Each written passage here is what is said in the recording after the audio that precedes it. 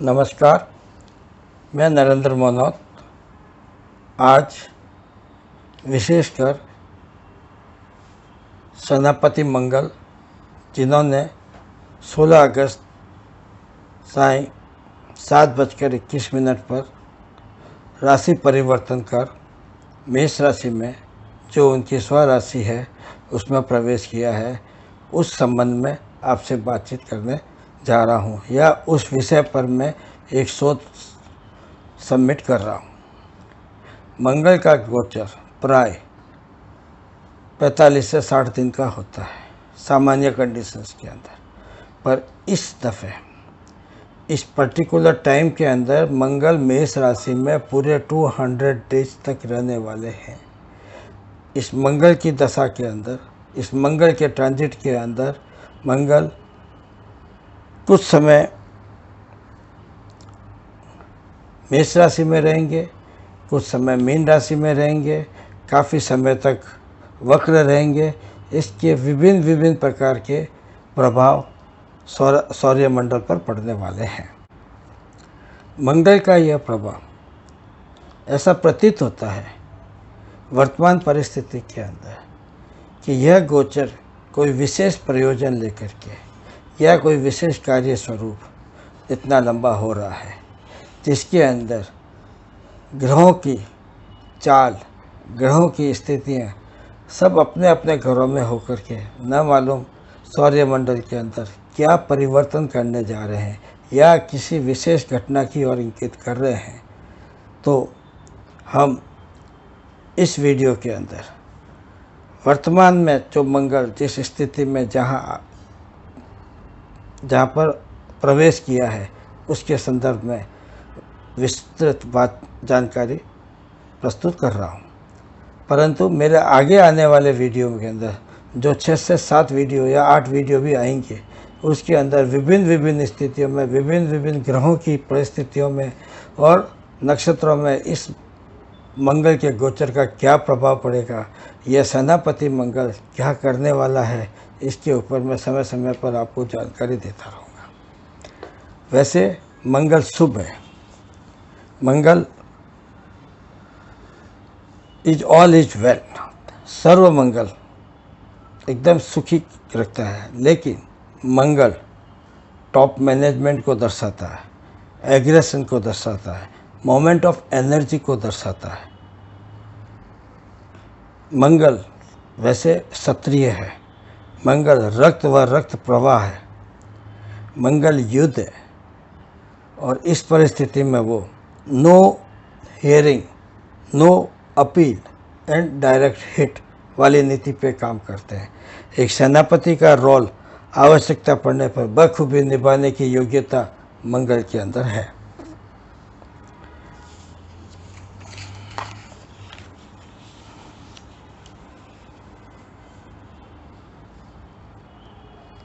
मंगल अपने इस 200 दिन के गोचर में या ट्रांजिट में 2 राशि में भ्रमण करेंगे, तथा जब जब कोई ग्रह वक्र होकर के और एक ही राशि में 2 राशियों में आने जाने का क्रम चालू करते हैं, तो यह शुभ संकेत नहीं है। डेफिनेटली इस पीरियड के अंदर कुछ अशुभ, कुछ विशेष घटित होने वाला है, ऐसा शास्त्र में प्रमाणित है। इस भ्रमण काल के अंदर वो किस समय कहाँ रहेंगे, इसकी विस्तृत जानकारी दी जा रही है। मंगल 16 अगस्त 2020 से 10 सितंबर 2020 तक मार्गी गति से मेष राशि में भ्रमण करेंगे। 10 सितंबर 2020 से 4 अक्टूबर 2020 तक वक्र गति से मेष राशि में गोचर करेंगे। 4 अक्टूबर 2020 से 14 नवंबर 2020 तक मीन राशि में वक्र गति से भ्रमण करेंगे। 14 नवंबर 2020 से 24 दिसंबर 2020 तक मीन राशि में मार्गी रहेंगे, और इस समय ये अतिचारी गति से आगे बढ़ेंगे। 24 दिसंबर 2020 से 22 फरवरी 2021 तक मेष राशि में मंगल पूर्णतः एक्टिव रहेंगे और मेष राशि का पूर्ण रोल निभाएंगे। अगर हम कालपुरुष की कुंडली का निरीक्षण करें तो Mangal first house and 8th house के स्वामी होते हैं, के लॉर्ड होते हैं। फर्स्ट हाउस कुंडली में वर्तमान को दिखाता है, प्रारब्ध के योग को दिखाता है, धर्म के योग को दिखाता है, जिसका तात्पर्य है कि यह एज पर रूल्स काम करने की नीति दर्शाता है। और फर्स्ट हाउस का कारक ग्रह है वो सूर्य है। सूर्य ग्रहों में सबसे राजा और सबसे बड़ा ऊर्जावान होता है। 12th हाउस का 8th हाउस का मंगल लॉटरी से संबंध है, गुप्त रोग से संबंध है, आत्मघात से संबंध है, संकट से संबंध है, आयु से संबंधित है। और इस घर का कारक ग्रह है जो शनि है। तो दृष्टिगत से देखा जाए तो मंगल का यह गोचर सूर्य और शनि के कारक तत्व से गुजरने वाला है। और इस प्रकार 8th हाउस में वो कर्म के अनुसार फाइनल डिस्पोजल मीन्स मोक्ष होगा या न होगा उस तरफ इंगित कर रहा है। 12th हाउस मीन्स दुराचरण, जेल, पनिशमेंट, गुप्त शत्रु, अपव्यय और कलह से संबंध रखता है। साथ साथ में यह फॉरेन रिलेशन से भी संबंध रखता है, पर यहाँ का कारक ग्रह भी शनि है। इस प्रकार मंगल का यह पूर्ण गोचर इन दो ग्रहों के कारक पर निर्भर है। प्राय मंगल मीन राशि में शांत रहते हैं, कारण मीन राशि जल तत्व की राशि है। मंगल इस राशि के अंदर अपनी एनर्जी को रिचार्ज करते रहते हैं और वो एक्टिव होकर के फिर मेष राशि में प्रवेश करते हैं और मेष राशि के अंदर फुल एग्रेशन के साथ आगे वाला टाइम निश्चित करते हैं। किंतु इस बार जब मंगल वक्र होकर के मीन राशि में दोबारा जाएंगे, वक्र चाल से जाएंगे या मार्गी होकर वापस मेष में आएंगे, तो उस समय मंगल की ये रिजल्ट नहीं रहेंगे, ये फुल एनर्जी वाला रिजल्ट नहीं रहेगा। ये कुछ अलग विचारधारा से गोचर करते हुए मेष राशि में प्रवेश करेंगे। इस बार 16-17 अगस्त को कुछ विशेष परिवर्तन हो रहे हैं। जैसे सेनापति मंगल पहले ही 16 तारीख की शाम को आकर के मेष राशि में विराजमान हो चुके हैं।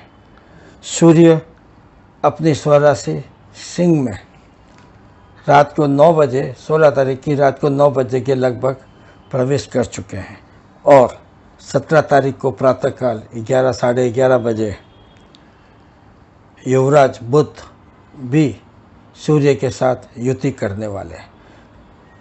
सौर्यमंडल के अंदर सूर्य को राजा माना गया है और उनके साथ में जो युवराज का युति हो रही है, यह एक विशेष योग बनाने जा रही है। ये योग किस प्रकार का होगा यह आगे समझाएंगे। इस समस्त परिवर्तन के बाद अगर हम काल पुरुष की कुंडली पर नज़र डालें तो समझ में आता है कि सूर्य अपनी स्वराशि के अंदर सिंह राशि के अंदर विराजमान है और बुध के साथ युति कर रहे हैं। मंगल अपनी स्वराशि मेष के साथ विराजमान है और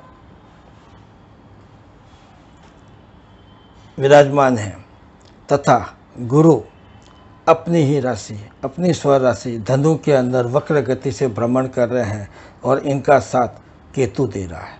अब यह एक नवपंचम योग का निर्माण कर रहा है, पर यह योग बहुत छोटी अवधि के लिए 10 सितंबर तक ही रहेगा। इसके पश्चात मंगल वक्री हो जाएंगे। अब यहाँ ऐसा समझ में आ रहा है कि इस पंच महापुरुष योग के अलावा यह एक सौर मंडल की कोई विशेष घटना है जो कुछ विशेष योग को दर्शा रही है। कैसे? सर्वप्रथम हम शनि को देखते हैं। शनि अपनी स्वराशि में मकर राशि में विराजमान है और अभी वो वक्र गति से गोचर कर रहे हैं, तथा मंगल से शनि दशम है और शनि से मंगल चतुर्थ है। जब ऐसा योग होता है तो शनि अपनी 75% एनर्जी मंगल को देता है। शास्त्र अनुसार शनि मंगल को पूरे 200 दिन तक तीसरी या चौथी दृष्टि से देखता रहेगा। इसलिए आने वाले समय के अंदर सारे रिजल्ट्स और मंगल का गोचर शनि से प्रभावित रहेगा। यह पूर्णतः तथ्य है। शनि जो दास वर्ग का, सर्विस क्लास का अधिपति है या न्याय का अधिपति है, तो इस पूर्ण क्षेत्र के अंदर कुछ न कुछ घटित होने जा रहा है।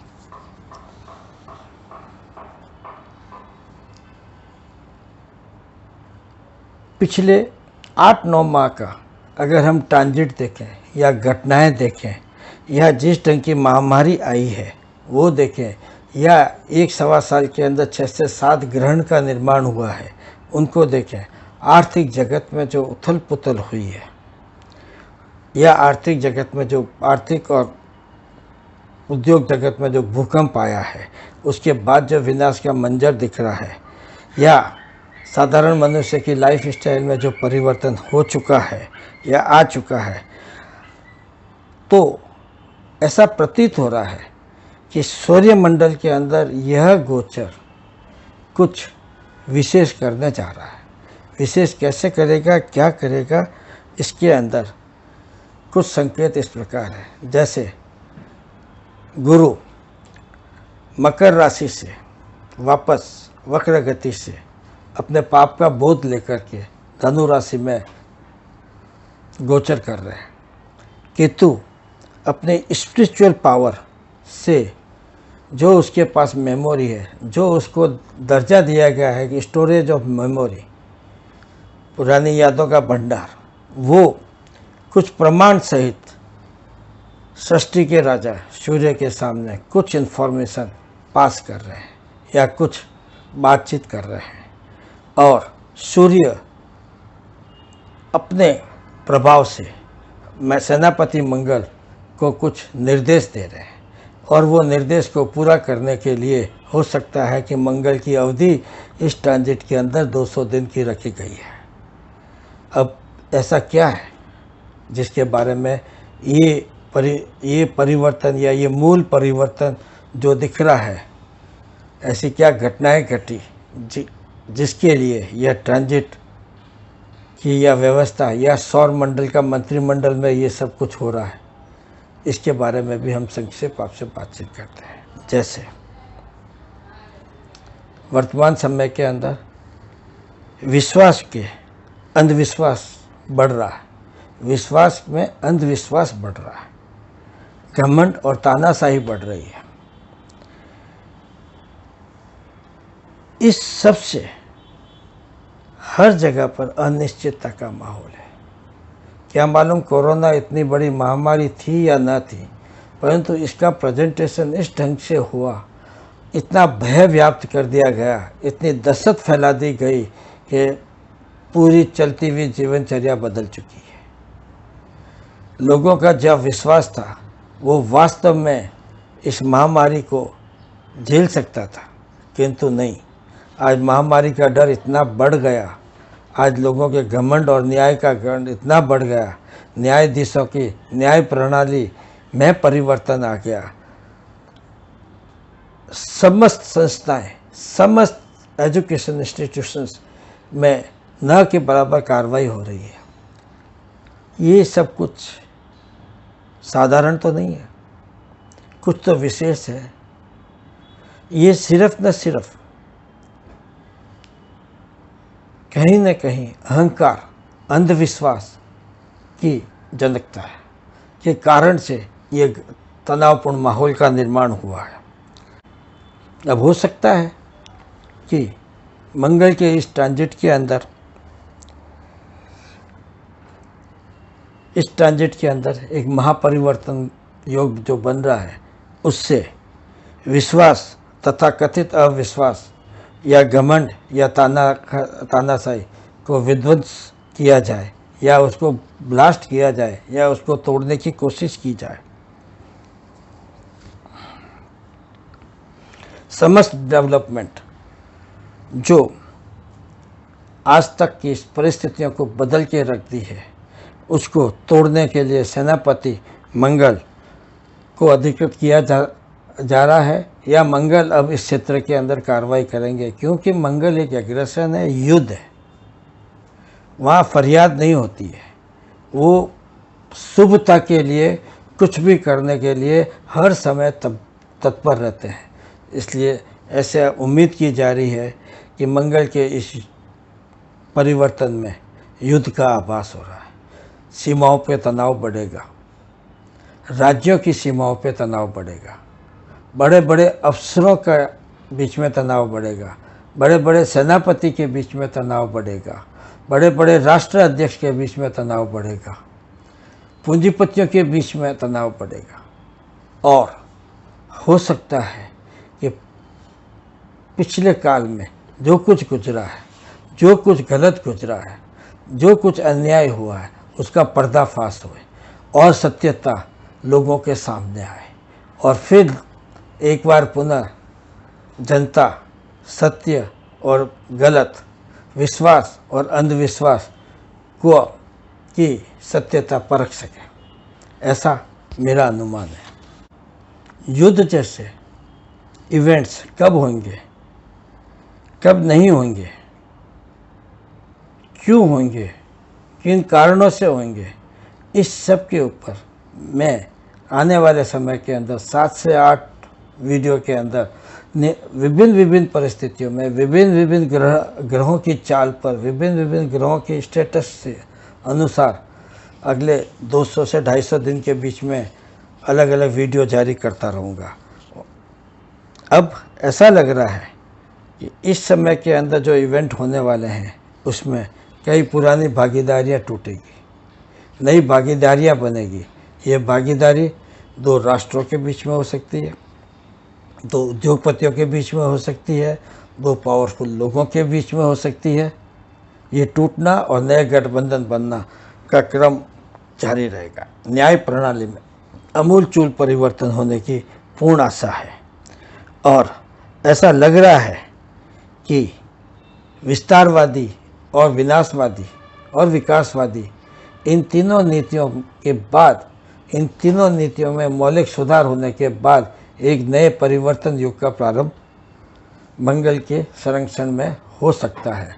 किंतु अगर समय रहते राष्ट्राध्यक्षों ने, टॉप के मैनेजमेंट्स ने, टॉप के डिसीजन मेकर्स ने अगर राइट टाइम पे राइट डिसीजन नहीं लिया, तो यह समय धीरे धीरे विश्व युद्ध की तरफ बढ़ जाएगा, विश्व आर्थिक मंदी की तरफ बढ़ जाएगा।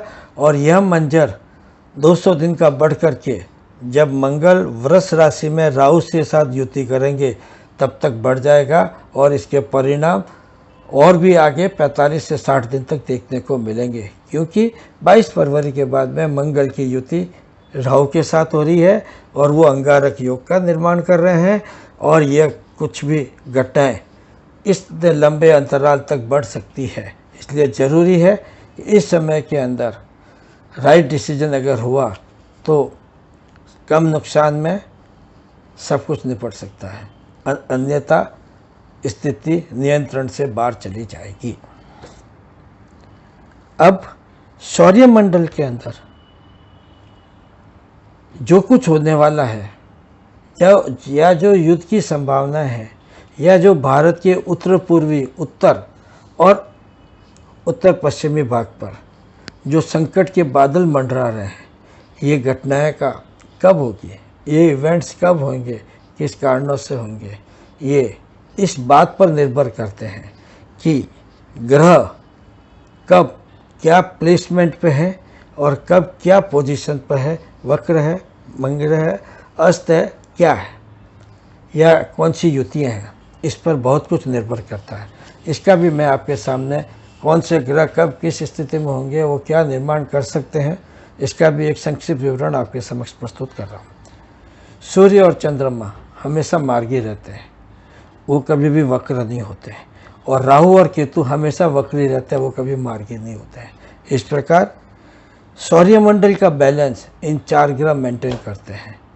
राहु और केतु उत्तर और दक्षिण, सूर्य और चंद्रमा पूर्व और पश्चिम, इन 4 दिशाओं को जो नियंत्रण करने का सौर्यमंडल के अंदर है, वो भार ये 4 ग्रह उठाते हैं और ये बैलेंस मेंटेन करते रहते हैं। मंगल जब वक्र होता है तो 2 पावर सेक्टर के बीच में मतभेद उत्पन्न होते हैं, 2 क्षेत्रों के बीच में क्षेत्रीयवाद होता है, 2 जातीय के बीच में संघर्ष होता है, भूभाग पर अनावृष्टि होती है, पृथ्वी लोक के ऊपर भूकंप का निर्माण होता है, युद्ध का निर्माण होता है, जातीय दंगे का निर्माण होता है, और भूमि लहूलुहान हो जाती है। ये मंगल का यह वक्र रूप, विनाशकारी रूप क्या बनेगा, ये मंजर आगे आने वाला समय बताएगा। बुध, युवराज बुध का वक्र होना, धन और वेल्थ की हानि, इंटेलिजेंसी लॉस, मेमोरी में जो इंटेलिजेंसी होती है ना, चतुरता, वो खराब हो जाती है, ख़त्म हो जाती है। व्यापार की सीधी चाल उल्टी होना, या उल्टी चल रही है तो सीधी होना, तेज़ी से मंदी और मंदी से तेज़ी की तरफ बढ़ना, यह बुध का काम है, जो बुद्धि के कारक है। शुक्र का वक्रत्व होना, शुक्र के वक्रत्व के अंदर प्रजा में सुख होता है। शनि का वक्रत्व होना, महामारी का जन्म आना, महामारी बढ़ना, जल क्रीड़ा बढ़नी, न्याय प्रथा की बदहाली होना, सेवक वर्ग को कष्ट होना। सेवक वर्ग को कष्ट होने से समस्त प्रकार की अनिश्चितताएं बढ़ जाती है। गुरु का वक्रत्व होना, गुरु के वक्रत्व काल में प्राय देखा गया है कि रोग की वृद्धि होती है और कुछ समय बाद औषधि का निर्माण होता है। तो वर्तमान समय में यह महामारी चल रही है। अब ग्रहों की युतियाँ, अगर शनि और गुरु की युति होती है, जो 23-24 नवंबर को होने वाली है वापस, तब क्या होगा? प्रजा में अशांति बढ़ेगी, किसी भूभाग का क्षय होगा, मतलब भूभाग हमारे अधिकार क्षेत्र से चला जाएगा, उसका ह्रास होगा। धर्म के नाम पर अधर्म की परंपराएं बढ़ेगी, अंधविश्वास बढ़ेगा, और धर्म के प्रणाली को और न्याय प्रणाली का, धर्म प्रणाली न्याय प्रणाली का जो कि निष्क्रिय हो जाएंगे, उनकी एक्टिविटी वीक हो जाएगी। तो इस प्रकार के योग शनि और गुरु की युति से पैदा होते हैं। नेक्स्ट पॉइंट, यदि कोई ग्रह वक्र होकर के एक हाउस से अपने पिछले वाले घर में जाते हैं और पिछले वाले घर से वक्र स्थिति में वापस पहले वाले घर में आते हैं, तो यह स्थिति किसी भी प्रकार के लिए अनहोनी पैदा करती है। यदि कोई ग्रह अस्त हो जाता है तो उसकी शुभता न्यूनतम हो जाती है और उसके इफ़ेक्ट्स भी न्यूट्रलाइज हो जाते हैं। तो ग्रह का अस्त होना भी सामान्य परिस्थिति नहीं है। एक वर्ष में यदि शनि 2 नक्षत्र में विचरण करता है तो किसी कुयोग की तरफ इशारा करता है। संवत्सर 2077 के अंदर शनि 2 नक्षत्र में विचरण करेंगे। वर्तमान में वो उत्तराषाढ़ा नक्षत्र में है और आगे वो श्रवण नक्षत्र की तरफ बढ़ेंगे। तो यह योग भी अशुभ योग है।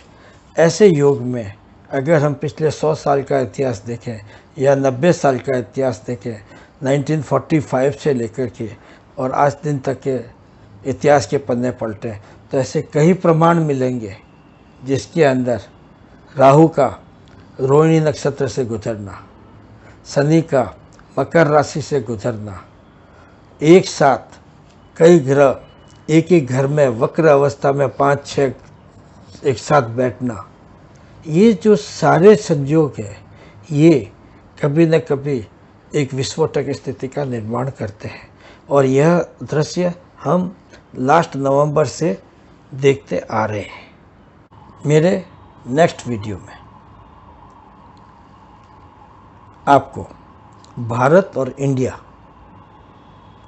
भारत की कुंडली और इंडिया की कुंडली का विवेचन, इंडिया की कुंडली का चंद्रमा की महादशाओं का विवरण, चंद्रमा की अंतर्दशाओं का वर्णन एवं मकर राशि में शनि का 2 नक्षत्रों में विचरण, राहु का रोहिणी नक्षत्र से विचरण, इन समस्त योगों पर, इन समस्त संजोगों पर और मंगल की भूमिका, इन सब युतियों में मंगल द्वारा जो रोल अदा किया जाएगा, इसके ऊपर मैं आपके साथ 6 से 7 वीडियो या 8 वीडियो आवश्यकता अनुसार समय समय पर सामने लाऊंगा और समय समय पर आपको बताता रहूँगा कि अब नेक्स्ट क्या हो सकता है, क्या युद्ध होगा या नहीं होगा, क्या शीर्ष के नेताओं द्वारा, शीर्ष के लीडर्स द्वारा सही टाइम पर सही डिसीजन लिया गया है या नहीं लिया गया है, और उससे आगे कैसी स्थिति का निर्माण होगा,